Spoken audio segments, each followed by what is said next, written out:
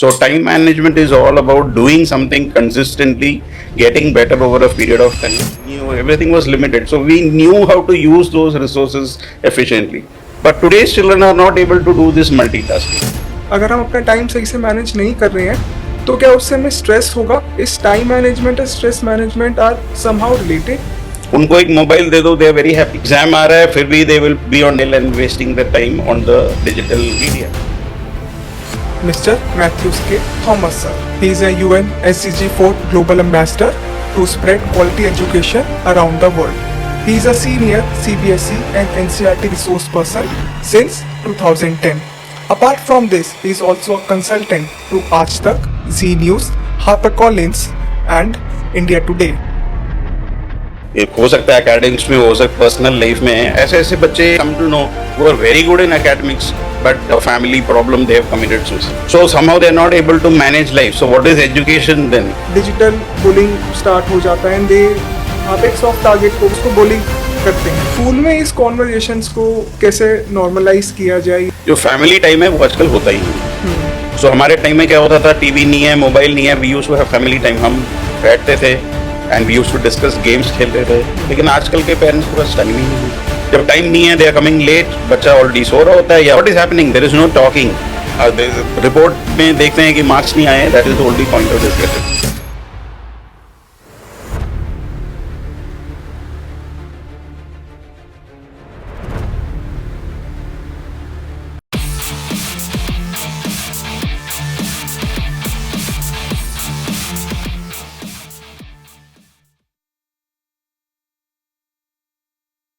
Hello everyone, welcome back to beyond the classroom. आज हम एक ऐसे टॉपिक के बारे में बात करेंगे जो हम सबके पास कॉमन है, दैट इज टाइम। कुछ लोग टाइम को बहुत अच्छे से मैनेज कर पाते हैं, पर कुछ लोग टाइम को मैनेज करने में बहुत स्ट्रगल करते हैं। To join this conversation of time management, let's welcome our today's guest mister Matthews K Thomas sir. He is a UN SCG4 Global Ambassador to spread quality education around the world. He is a senior CBSE and NCERT resource person since 2010. Apart from this, he is also a consultant to Aaj Tak, Zee News, HarperCollins and India Today. He is also the bestseller of 2 books, Gaming with Mathematics and Redefining Education Vision for New India. He is the founder of All India Educator Forum with 30,000 plus members under the UN Partnership Program. He has won the Best Educator Award across Asia Pacific in 2021, 2022 and 2023. Stay tuned and watch this episode till the end. Hello sir, welcome to the Beyond the Classroom podcast. Yeah, thank you so much. It's a pleasure to be on the show. Thank you sir. So today's topic is based on a thing like which is same for all of us, that is time. We all have 24 hours in a day, and some people have mastered the art of time management and some people failed to master their time and they're always running after time and always short of time. And if we see in students life as well, so students have to manage their school, they have to manage their exams, post the school they have to manage tuitions. So, sir, what is that one thing like time management has become such a big challenge in students' life? So time was same from the beginning, right? God has given 24 hours to everyone. So it's nothing that, from 24 hours, the time has now become only 20 hours. But why is it so difficult now? There's a simple rule now which is famous. That is the 80-20 rule. That means how you make use of your 20% time is going to decide what the 80%. So 20% of the people in this world are controlling 80% of the resources. So why is that happening? Because out of the 24 hours, everybody has to sleep, everybody has to go for some physical activity. That is common to all, the basic needs. But what you do of your 20% of 24 hours, roughly 4.8 hours, how you manage that time is very crucial for your success. So what is important is consistency. See जब आप एक पत्थर में अगर आप पानी फेंकोगे, bucket of water, nothing is going to happen. But if you see one drop of water consistently falling on the rock, ultimately that rock is going to break. So what is important is consistency. So time management is all about doing something consistently, getting better over a period of time so that you improve upon things. So now you are talking about children going for tuition, managing so many things. That is because of excess resources. When we were small, we didn't have so many resources. Everything was in shortage. चाहे वो बिजली हो, पानी हो, everything was limited. So we knew how to use those resources efficiently. But today's children are not able to do this multitasking. They think that, they have to join a particular tuition center, or they have to go to a particular YouTube channel, or they have to do something because of peer pressure or parental pressure, and because of which they are becoming jack of all trades but master of none. So this is the problem with today's students. So they need more focus. They need to concentrate and manage their time well with basic techniques of managing their time and making useful time, converting the useful time into productive work. So I think you have wonderfully put together कि multitasking अगर हम कर रहे हैं तभी हम अपना time को बेटर मैनेज कर पाएंगे. तो सर क्या अगर टाइम मैनेजमेंट अगर हम अपना टाइम सही से मैनेज नहीं कर रहे हैं तो क्या उससे हमें स्ट्रेस होगा? इस टाइम मैनेजमेंट और stress management are somehow related? So stress किसको होता है? See, if you take a population of 100 people, so what is happening is that if we are not having any sort of stress from anywhere, suppose you are an individual, हो सकता है that person is not stressed at all. So who's putting the stress? The stress is by parents probably because they have certain expectations. Stress is put by peer. My friend is doing this, so I should also do this. Then there is pressure from the society, from peer group, from teachers, from parents. So there is a lot of external agencies which are putting on the pressure. Self से ऐसे बहुत कम बच्चे होते हैं जो pressurized होता है that I have to do. So if left alone and I am not able to use time, so today's generation, especially after COVID times, उनको एक मोबाइल दे दो, they are very happy. उनको कोई स्ट्रेस नहीं है. एग्जाम आ रहा है फिर भी they will be on the mobile and wasting the time on the digital media. So what is happening to the stress? The stress and time are definitely related, but not for all. So we can't generalize that, I am wasting my time, so I'm going to have stress. There are many people who waste their time, but they're not stressed. So they are somehow related, yes, but not for all. Not for all. Okay. So sir, sometimes parents, teachers and might be their guardians, they fail to understand. अगर किसी बच्चे को stress हो रहा है तो वो stress को समझ नहीं पाते हैं कि वो स्ट्रेस क्यों ले रहा है, एंड इसीलिए शायद हमारी सोसाइटी में डिप्रेशन के and sometimes major depression leads to suicidal cases as well. Absolutely. So can you tell what are those signs or what are those behavior changes जो एक स्टूडेंट में आते हैं अगर वो बहुत ज़्यादा स्ट्रेस ले रहा है? स्ट्रेस वो किसी भी चीज़ का हो सकता है, might be academic stress, might be relationship issue stress, और might be peer pressure stress, या कोई भी स्ट्रेस अगर वो ले रहा है तो कौन से ऐसे साइंस या बिहेवियर पैटर्न्स चेंज होते हैं अगर कोई बहुत ज़्यादा स्ट्रेस लेता है? Yeah, that's a very good question. क्योंकि stress हम we try to identify stress in children. अभी recently एक बहुत famous cricketer ने भी इस पे एक चर्चा की थी. He said that stress is a foreign term. हमारे टाइम में तो कोई स्ट्रेस नहीं था. हमारे माँ बाप क्या करते थे, स्ट्रेस हो रहा है तुम कहीं पे भी कुछ भी करते हो, so एक ही सोल्यूशन था, पिटाई मिल देती. So it was never understood that why am I weak in studies or why I am not able to perform. There was no psychometric testing done or there was no counseling done in the schools. लेकिन अब जो है धीरे धीरे we are understanding that there are many factors which leads to stress. As I said that एक हो सकता है academics में, हो सकता है personal life में. ऐसे ऐसे बच्चे we come to know who are very good in academics but due to a family problem they have committed suicide. So somehow they're not able to manage life. So what is education then if they're not able to manage their stress? So what are the symptoms? So symptoms can be of two types. कुछ बच्चे होते हैं जो बिल्कुल silent हो जाते हैं. They don't communicate to you. तो हमें लगता है भाई कल तक तो ये नाच रहा था, गा रहा था, अभी ये बिल्कुल he is gone into a cocoon. और कुछ लोग होते हैं एग्रेसिव बन जाते हैं. So they want to show that nothing is happening and then हो सकता है they are getting into bad habits or they are watching pornography on television or whatever digital media, and they get addicted to certain things. They may get addicted to drugs or cigarette smoking or alcohol. So these are the signs. So you see a change in the behavior, either going too silent or becoming too aggressive, or sometimes there you are seeing students who are coming in the morning fresh होने की वजह सो रहे होते. So there is something, some peculiar behavioral patterns are observed, which is not observed earlier. That shows that the child is undergoing some sort of stress. Okay sir, I think आपने बहुत अच्छे examples लिए stress को observe कर कैसे कर सकते हैं. एंड अगर कोई स्कूल में ज़्यादा स्ट्रेस फील कर रहा है तो टीचर्स या फिर हम इस कॉन्वर्जेशन को स्कूल में कैसे नॉर्मलाइज कर सकते हैं कि स्कूल में सर एक फैक्टर आ जाता है आजकल, बुलिंग या साइबर बुलिंग बहुत ज़्यादा हो रहा है. स्कूल के अनऑफिशियल पेजेस हो जाते हैं जहाँ पे डिजिटल बुलिंग स्टार्ट हो जाता है एंड दे वहाँ पे एक सॉफ्ट टारगेट को वो ढूंढ के वो उसको बुली करते हैं. तो सर स्कूल में इस कॉन्वर्जेशंस को कैसे नॉर्मलाइज किया जाए, या एज अ एजुकेटर क्या क्या रोल्स हो सकते हैं कि इस टॉपिक को लेके या स्टूडेंट्स के स्ट्रेस को लेके कैसे ओवरकम किया जा सकता है? Yes, that's a very good thing that you have asked, because NEP 2020 जो नेशनल एजुकेशन पॉलिसी हमारी आई है 2020 में, that has come after 35 long years. तो 35 साल तक तो कोई नेशनल एजुकेशन पॉलिसी जो पुराना चल रहा था वो चल रहा.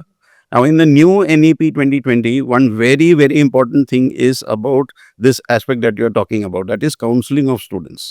तो हर स्कूल को मैंडेटरली एक काउंसलर और एक स्पेशल एजुकेटर अपॉइंट करना है.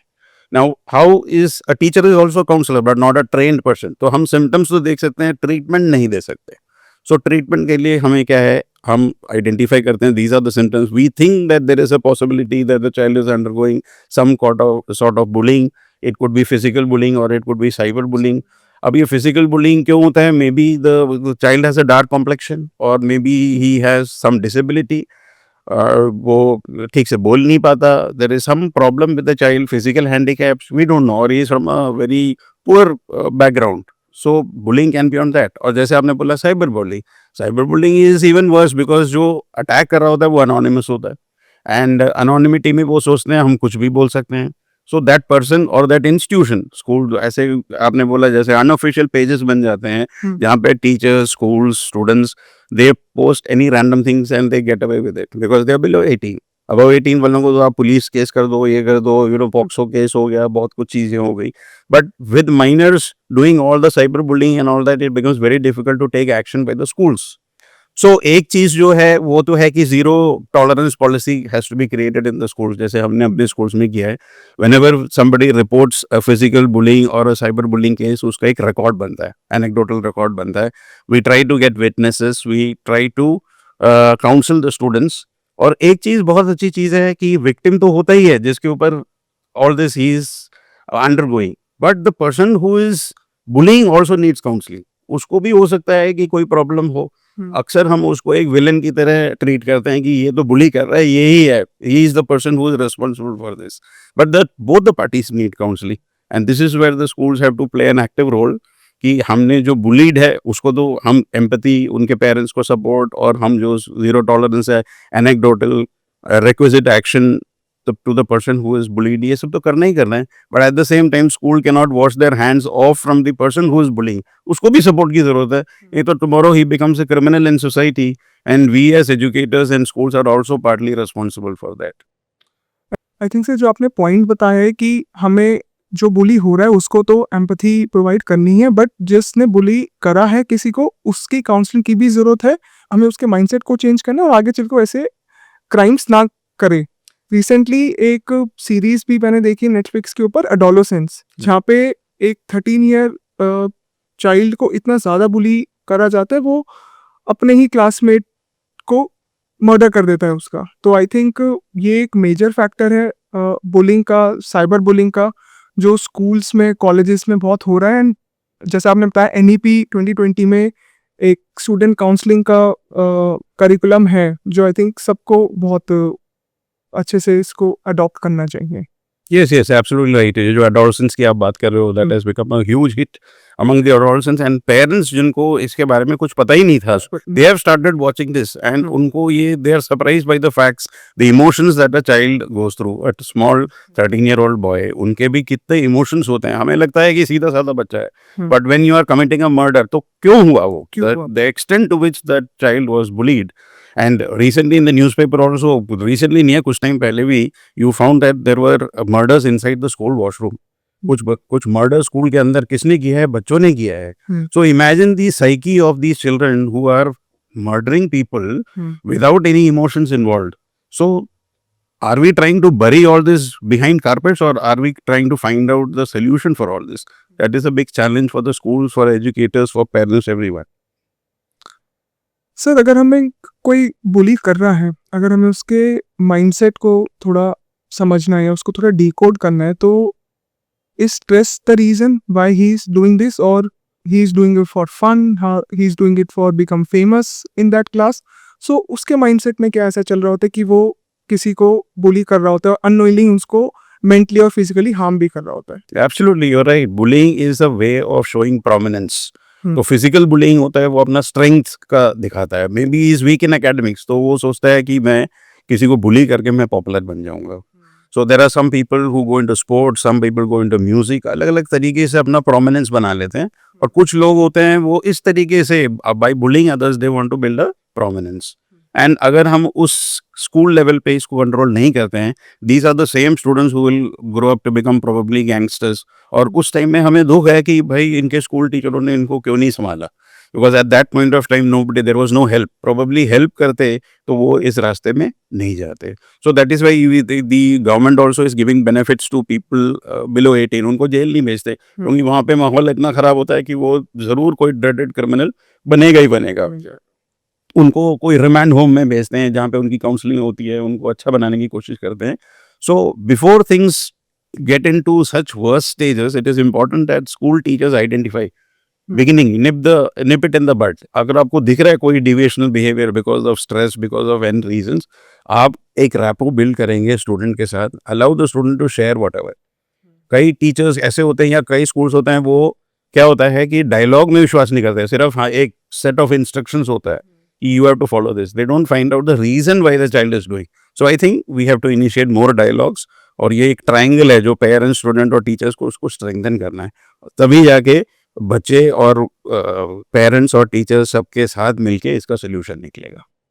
आई थिंक सर इस टॉपिक के ऊपर एक ओपन डिस्कशंस करनी चाहिए पेरेंट्स को. जब बच्चा घर आ रहा है तो रादर देन आस्किंग कि आपके मार्क्स कितने आए या आपके एग्जाम्स कब है, एक नॉर्मल कॉन्वर्जेशंस करनी चाहिए कि what's going on in school और how you feeling after this school. तो आई थिंक इससे एक बच्चा कंफर्टेबल फील करेगा एक एनवायरनमेंट में, एंड देन अगर उसके साथ कुछ ऐसा हो रहा है वो बता पाएगा अपने पेरेंट्स को. एंड जो भी ये पॉडकास्ट आई थिंक स्टूडेंट्स देख रहे हैं, टीचर्स देख रहे हैं, तो आपको भी ये नॉर्मलाइज करना होगा अपने क्लासरूम्स के अंदर कि स्टूडेंट्स के साथ एक ओपन कॉन्वर्जेशंस रखना, एक वो ब्रिज ना फील करके अगर मैं टीचर के पास एक प्रॉब्लम लेके जा रहा हूँ तो टीचर कैसा मेरे को रिएक्शन देगा. अगर ये चीज़ें नॉर्मलाइज हो जाएंगी तो आई थिंक बुलिंग के केसेस बहुत कम हो जाएंगे, and which leads to stress and depression in students. तो वो कहीं ना कहीं नेग्लेक्ट होना स्टार्ट हो जाएगा. Very beautiful point brought out. Specially जो फैमिली टाइम है वो आजकल होता ही नहीं है. सो हमारे टाइम में क्या होता था, टीवी नहीं है, मोबाइल नहीं है, we used to have family time. हम बैठते थे and we used to discuss, games खेलते थे. लेकिन आजकल के पेरेंट्स के पास टाइम ही नहीं है. जब टाइम नहीं है, दे आर कमिंग लेट, बच्चा ऑलरेडी सो रहा होता है या अपने रूम में बंद करके अपना कार्यक्रम कर रहा होता है. So what is happening, there is no talking. Report में देखते हैं कि मार्क्स नहीं आए, that is the only point of discussion.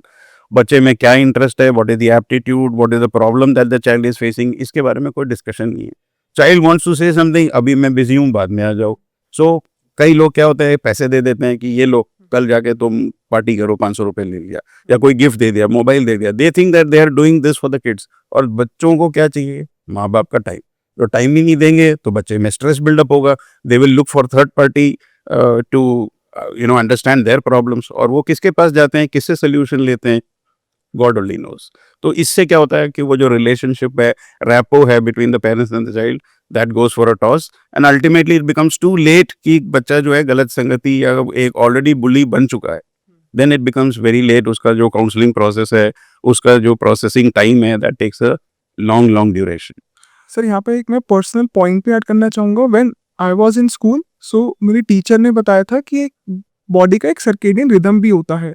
Like जैसे बोर्ड के जो एग्ज़ाम होता है वो अराउंड 10 to 1 में होता है। अगर आप उसी टाइम पे अपने सैम्पल पेपर्स को प्रैक्टिस कर रहे हैं in that period of 10 to 1, तो जो आपका बॉडी है वो भी उतना ही फोकस उस टाइम पे देगी, तो आपकी बॉडी भी एक तरह से यूज्ड टू हो जाती है उस रूटीन के। तो आई थिंक ये भी एक टिप है जो स्टूडेंट्स अपने एकेडमिक परफॉर्मेंस को इम्प्रूव करने के लिए अपने रूटीन में ऐड कर सकते हैं। हाँ बिल्कुल ठीक है, क्योंकि बिकॉज वी सीन जब सेंटर में जब टाइम अलॉट होता है तो कई बच्चे लास्ट मिनट में भाग भाग के आते हैं जी, and they are not getting sufficient time because they have not practice that routine कि ठीक है 10 या 10:30 एग्जाम है तो you have to start your mental preparation from probably 9 o'clock that I am going to give the test, I need to reach the centre.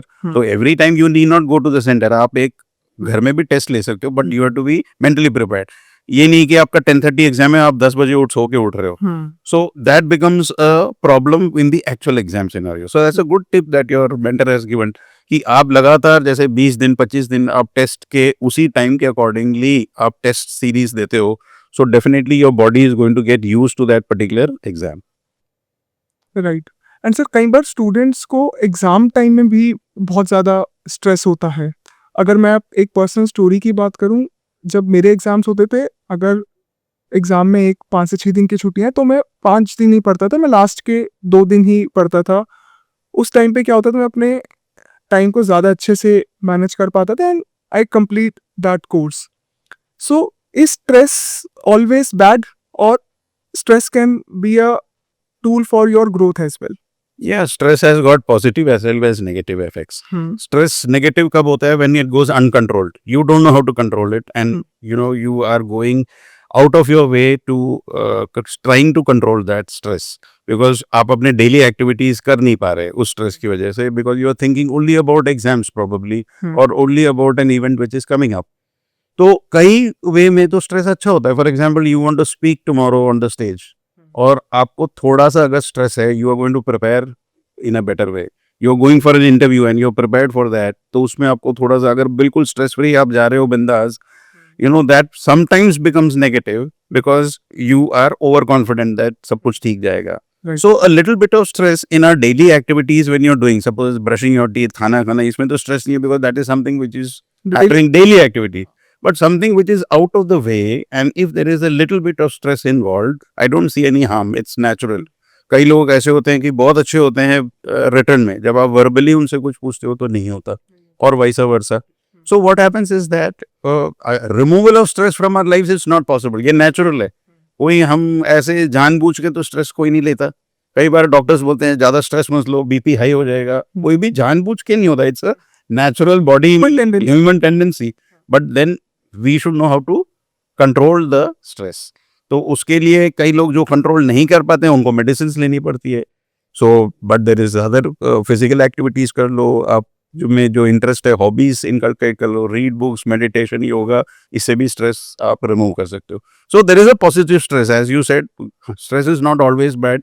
If you are stressed about your career, I think it's good. हमें अच्छा लगेगा कि हमारा बच्चा जो है थोड़ा सा स्ट्रेस ले रहा है, तो he is so we should actually change that word to stress. Stress जो है एक ऐसा word है जो बहुत negative है. So if you're overthinking about something, then that leads to stress. But thinking is certainly positive. And I think, sir, stress is like good stress leads to better time management as well and improved mindset. जैसे आपने कहा, अगर आपकी कल कोई stage पे एक speech है, अगर आपको थोड़ा सा स्ट्रेस है उस स्पीच के बारे में, तो आपका माइंडसेट इंप्रूव हो रहा है कि मेरे को कल अपनी बॉडी लैंग्वेज पे वर्क करना है, need to take pauses, I need to address the audience as well. So yes, stress अच्छा है अगर हम उसको अच्छी तरह से यूज कर रहे हैं तो. Absolutely right. तो उसमें ये भी एक चीज मैं ऐड करना चाहूंगा कि कई चीजें स्ट्रेसफुल क्यों होती हैं, because we are forced to do things. अगर आप कोई चीज ऐसा करते हो जो आपको मजा आ रहा है, suppose you are enjoying cricket, तो उसमें तो स्ट्रेस नहीं होता. लेकिन अगर आप इंडियन टीम के you are playing for the Indian team and then you are playing against Pakistan, तब आपको स्ट्रेस हो गया. जो चीज आपको अच्छा लग रहा था क्रिकेट अपनी गली में खेलने के लिए, now the scenario has changed because now there is pressure to perform. So now if you are telling the child, बच्चे, you try your level best. आप अपना टाइम जितना आपके पास है उसमें आप मैक्सिमम ट्राई करो. This is the resources that I am providing you, आपको कोई प्रॉब्लम होता है आप मुझे बताओ, I am going to provide you with everything, and you tell the child to go and give the exam, so the child is going stress free. But now you say, the same child with the same resources, you can say that भाई आपके 95% आने चाहिए. Now you have given a stress to the child कि मेरे 95% आ रहे हैं नहीं आ रहे हैं. Setting high targets is good, that is, but the way of putting it is totally different. The child may be capable of probably 85% और आपने target बिल्कुल 95 और 100% का दे दिया. अब वो बच्चा वही सोच रहा है कि मेरे 95 आने चाहिए.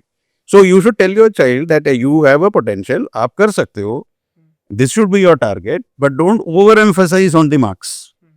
So what we should understand as parents and teachers is that every child should reach their potential.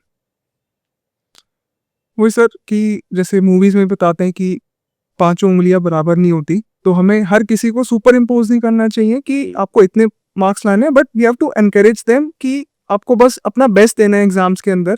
You don't have to take too much of stress. You have to manage your time better while writing the exams. And then जितनी उनकी preparation हो गया, जितना वो कर सकते होंगे, तो वो उतने अच्छे ही मार्क्स ला पाएंगे. Yes, absolutely. Actually हमारे क्लासरूम में 40 बच्चे हैं, all are different. And हमारे क्लासरूम्स का प्रॉब्लम क्या है? We are trying to give a homogeneous solution to a heterogeneous mixture. सब अलग अलग हैं. सब अलग. You know, एक Amir Khan had to produce one movie so that we come to know about dyslexia and slow learning. उससे पहले तो ये पढ़ता नहीं है, इसको बस चपे तो मारो सब ठीक हो जाएगा. This was the kind of tendency that parents and teachers used to have. But जब हमने वो मूवी देखी, there was a lot of awareness created. भाई ऐसे भी बच्चे होते हैं, बच्चे की गलती नहीं है, आप बेकार में उसको डांट रहे हो, उसके मन में क्या क्या ख्याल हो रहा है. It was very beautifully brought out. Absolutely. So I think we need to create more awareness programs like that movie which came, more of sessions where the educator, parent, teachers, children all are aware of these problems and how we can help these children do good, do better in life. तो उसने देखेंगे, आप movie में देखेंगे इतना अच्छा drawing बनाया, which was appreciated. So ऐसे ऐसे बहुत इंसिडेंट्स है रियल लाइफ में मेरे पास, जिससे मतलब things have changed for the better for that child when we identify what they are good at.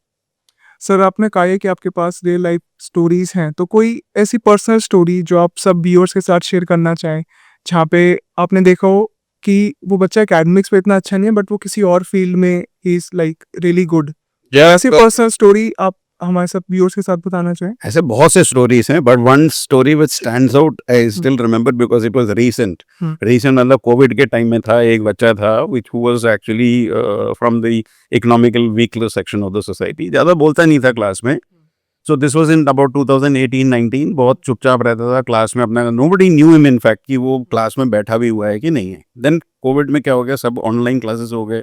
And 2020 एक लैंडमार्क मैं कहूँगा कि चेंज हुआ, because as you said earlier, chalk board से डिजिटल पे हम चले गए and children started sitting at home and doing, and we started the teaching learning process was in a different way. तो उसमें 2020 में हमारा नेशनल एजुकेशन पॉलिसी भी हुआ, जिसमें art integration was a major part of our methodology of study, जिसमें storytelling भी आ गया, जॉयफुल लर्निंग आ गया, एक्सपीरियंशियल लर्निंग हो गया. सो आर्ट इंटीग्रेशन में so we could do a project in mathematics using art. तो उसमें एक क्लास 9 में एक टॉपिक आता है स्क्वायर रूट स्पाइरल, जो हम √2 √3 ये सब निकालते हैं ऑन द नंबर लाइन. और इस बच्चे ने इतना अच्छा स्क्वायर रूट बनाया कि आई जस्ट उसका मैंने पिक्चर लिया, जो डिजिटल उसने मुझे पोस्ट किया था मेल में, उसका पिक्चर लिया और मैंने क्लास के जो व्हाट्सएप ग्रुप है उसमें डाल दिया विद द नेम. उस बच्चे को आज तक till class 9 he had not got any recognition, और किसी को पता भी नहीं था कि वो इतना अच्छा एक आर्टिस्ट है, चुपचाप बैठा रहता था. And that particular post made him a different person all together. वो एक अलग इंसान बन गया and today he is an architect. और उससे जब मेरी बात हुई थी, उसने कहा sir that was the turning point of life when I was not even recognized for anything. I knew that I could do this through my art, and इतना अच्छा प्रोजेक्ट बनाया, उसको recognition मिला है. जब वो कोविड सब खत्म हो गया क्लास, वो you were that guy who made that particular spiral. उसको बहुत तो recognition मिला, और recognition के बाद उसका लाइफ जो है पूरा चेंज हो गया और उसका एक करियर भी बन गया. You know, so one thing leads to the other. हमें पता ही नहीं है. सपोज मैंने वो शायद पोस्ट ना किया होता तो वो दब के रह जाता उसका project, or maybe he wouldn't have, you know, got so much recognition, or he wouldn't have got a career option later. So ऐसी छोटी छोटी चीजें हैं जो हम बोल देते हैं, कुछ करते हैं, जो एक बच्चे की लाइफ चेंज कर देती है.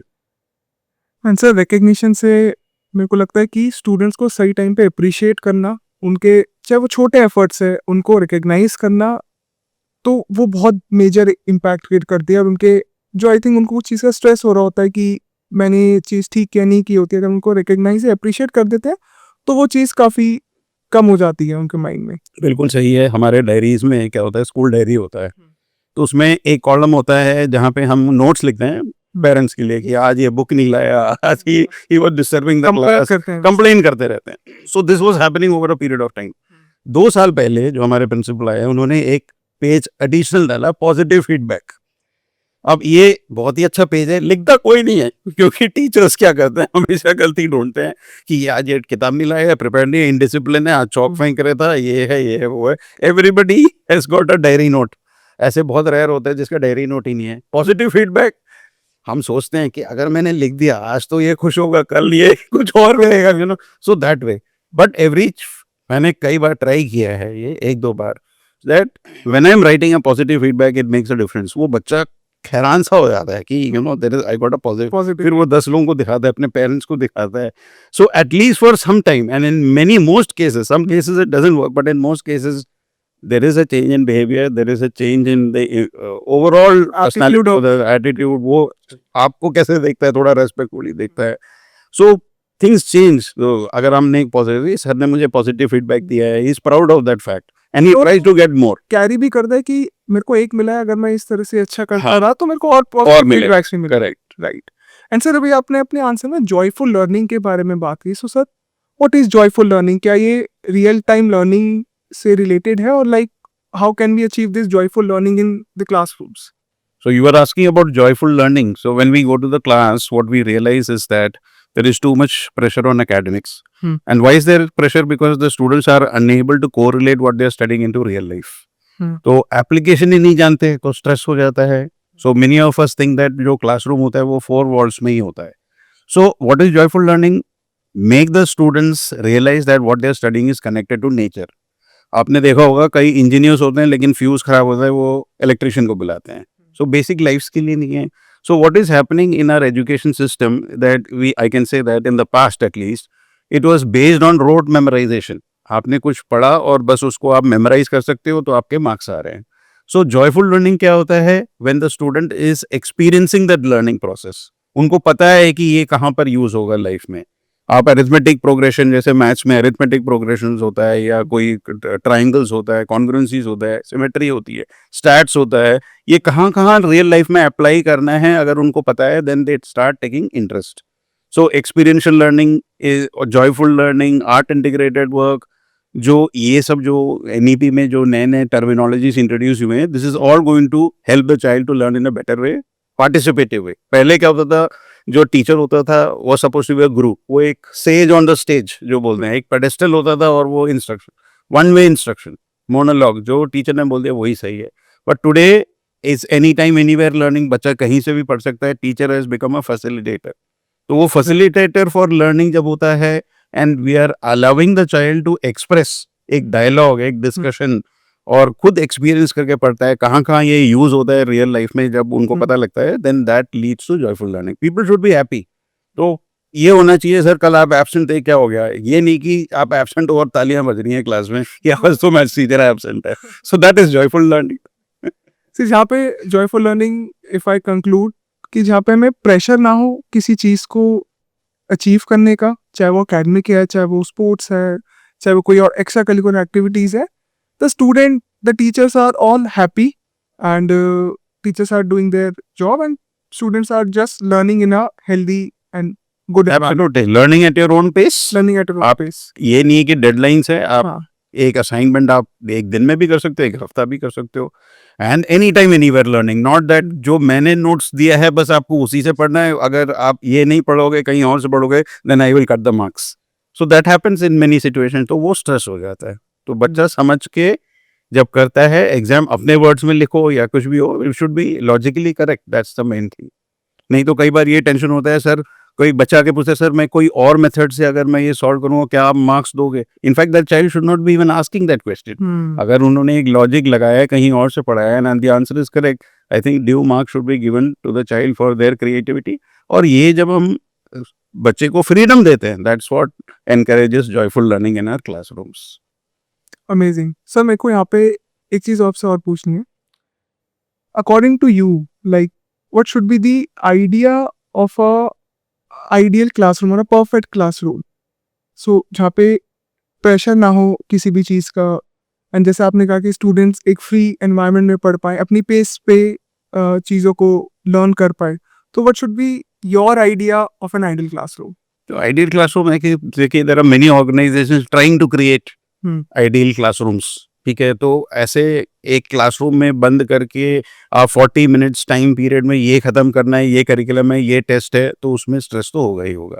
सो ideal classroom is, as I said before also, give the child enough time to complete a particular course and give the child enough creative ways of presenting it, चाहे वो आर्ट के through हो, music के through हो। जो Indian system में unfortunately has still not gone into multiple intelligence.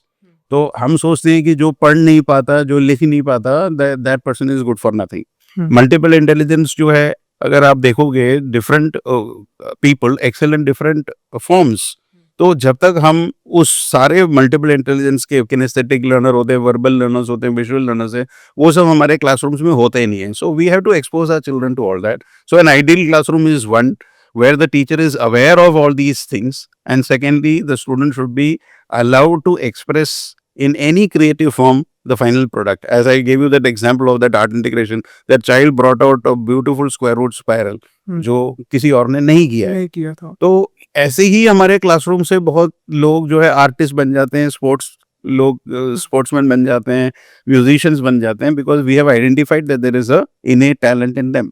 So that is an ideal classroom where we are giving freedom of expression to every child in creating something new.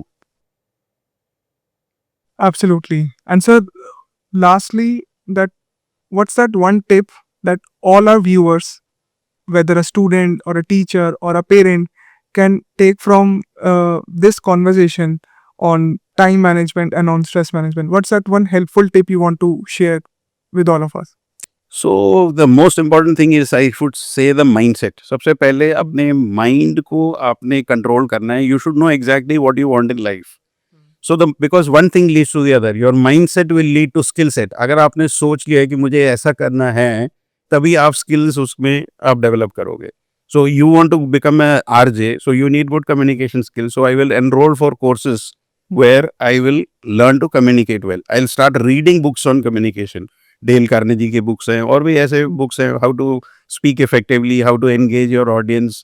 Then third is the ability to take action. आपके पास mindset भी है, skill set भी है, लेकिन ability to action नहीं है. You try to postpone things. मैं कल पढ़ूंगा, मैं तब ये करूंगा जब मैं रिटायर हो जाऊंगा. I want to travel the world, but अभी मेरे बच्चे छोटे हैं. You try to postpone things. जब आप पोस्टपोन करोगे तो आप कभी भी कर नहीं सकते. So I would say, if you take these three things in a combination, your mindset, skill set and ability to take action, then you will achieve your goals. Absolutely. I think, sir, on today's episode, you have touched upon many topics on real life incidents, जो कि शायद classroom में वो normalize होना चाहिए. If we are talking on stress, if we are talking on time management, so you have given practical examples as well.